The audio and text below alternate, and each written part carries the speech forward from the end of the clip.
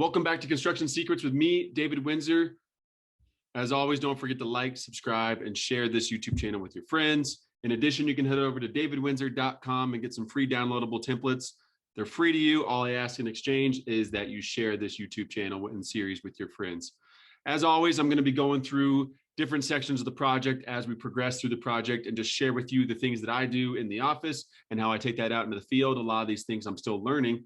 And so I wanted to share with you the ways that I do it. And for some of you, this may be super, super basic and it's kind of elementary, but for me, it's how it works. And hopefully there's some newer people getting into construction that this can help with as well. So I'm gonna jump right into it. Today, we are out there on site forming the walls. We're tying the rebar. We're going vertical. Tomorrow at 1 o'clock, we have an inspection with the city to pass off. And right after our inspection, we're gonna be pouring mud on the walls. And that's a huge milestone. We strip those walls, get the excavator back in there. We backfill everything, get some gravel. We get back up to grade. And then, oh my goodness, then we purchase some ridiculously expensive lumber and we start framing this house. It's exciting. That's gonna come. You know, I don't follow stocks very often. I have money in the market, but I just don't follow it. My brain doesn't really calculate it. But I'll tell you what, I've been watching lumber like a hawk. It is scary. When we first bid out this project, lumber was at about $500 a 1,000 board feet. Today, it's almost $1,700, and we haven't even purchased lumber. So luckily, we live in a market where we can bear that through the sale price, but it has just been quite the ride to watch it just go, go, go, go, and not stop. And the market's handling it. It's a little scary to think about. 25%, I heard this the other day, 25% of all money printed in the United States in history was printed last year. That's a scary thought. So there's a teeter bubble going on. Beware if you're out there, if you're not in a safe market or insecure market, just beware. So that being said, I'm going to jump into a couple things that I'm doing right now that I got to go out on site and make sure that they're done before the walls are put into place. So one of the things I got to go do is my hold downs. So we only have a few hold downs in this house, and we have a Simpson STHD10 and an STHD14.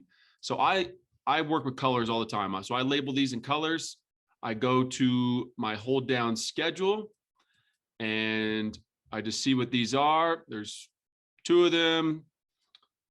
And basically that's it. So I go out on site and just make sure that I've color coordinated these, and I want to make sure that they are placed and their exact locations they need to be before we pour walls, because they got to be embedded into the wall concrete. So that's one thing that I do. Just make sure that's a simple thing, but just a way for me to check and say, okay, we got these locations. Are they covered in the drawings? That are covered in the drawings? Are they covered in the field? That's one thing. Another thing we got going on here is in this wall, I'll show you a 3D rendering of it. Downstairs in the bunk room, there is 2 window wells, and these windows are embedded in the concrete. So one thing I had to do is I had to go to my window guy and I had to get the overall rough opening of these windows. These rough openings of these windows are 60 feet. 60, it's actually in 3/4 of an inch, and 50, 1/2 inch is the rough opening of it. We're going to open it up a little bit. So we're going to go, just to be safe, for leave some room for some 2x4s. We're going to open it up 8 inches on both sides, or 4 inches on both sides, because we just want to give flexibility and room for the window to sit in there. The framers can put the 2x4s and they can do what their adjustments need to fill it in and, you know, get that airtight sealant. But this is what we're doing with that. And then I come through and I measure through the exterior of the wall to the far end of the rough opening. And then the biggest one that we had to do was, if you come down here and you see, you know, this is our slab height.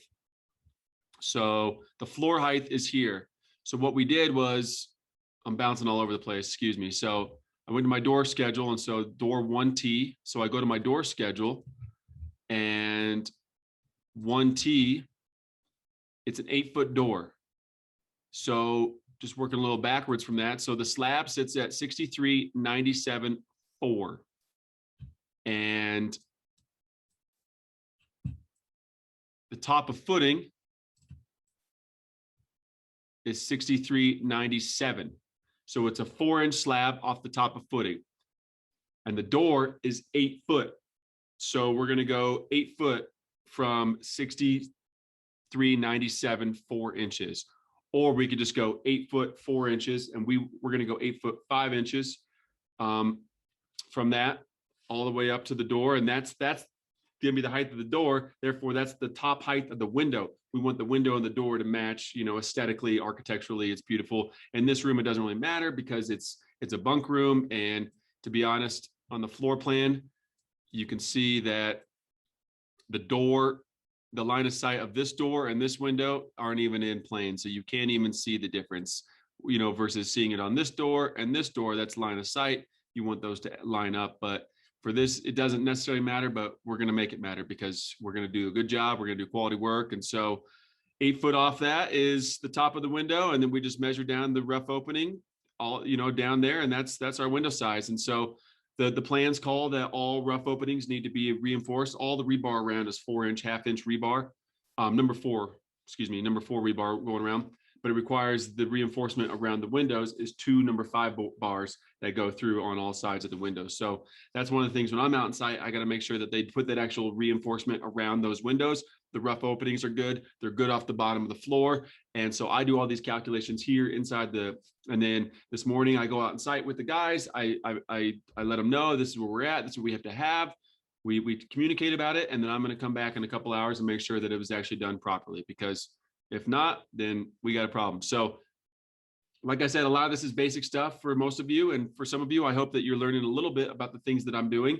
And if I'm jumping around too much or I'm not sharing, you know, valuable information that you would like to know, ask me some questions, leave some comments of things you'd like to see. And I'll do my best with my limited knowledge and construction to share with you what I'm doing. But these are the day-to-day things that I go through every single day in the office, print these out, highlight them.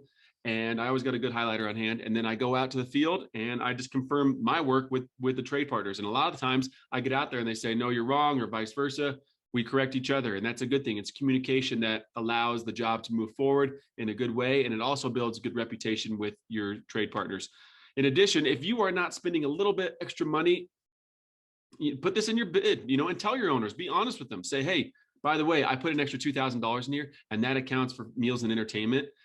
It doesn't matter. They are paying for you to show up on Friday with a cooler full of beer or waters or some breakfast sandwiches from McDonald's, and you're paying $25 to $50 a week for these trade partners to feel good, to show them, hey, I appreciate the work you're doing for me. It means a lot.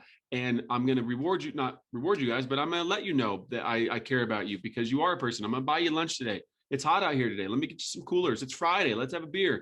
Like, these are the little things that if you're not doing your jobs, you need to do. You need to go out there. I spend at least an hour of the day shooting the shit with these guys and making sure that they understand that I see them. I see them as a person. I care for their craft. They're really good at what they do. And I want to learn from them. And I want to share my knowledge with them and vice versa. And that's how it should be. And so make sure you're building a rapport with these guys out there. And the ways that I do it is every single phase of the project, I'm making sure that I am doing my due diligence in the field and then, or in the office, and I'm going out to the field to double check that work and communicate that with them. Don't be the type of GC that sits in the office and does his stuff and goes to the job site once a week and hoping these guys do their job. And you get there and they miss that rough opening on that window by 6 inches. And you're like, what the hell, man? Well, you're the general contractor. You're getting paid to do that. Be out there, be learning, continue to teach your guys, continue to just be present on the job site, because that's what makes the difference between a good job and a bad job. So I appreciate you checking in, tuning in, listening to this, and I'll see you next time. As always, don't forget to like, subscribe, and share this YouTube channel with your friends. As always, head over to davidwindsor.com. You can check out all the free downloadable templates that I'm giving to you for free in exchange for you sharing this with one friend today. Thanks for watching. This is Construction Secrets with me, David Windsor. See you next time.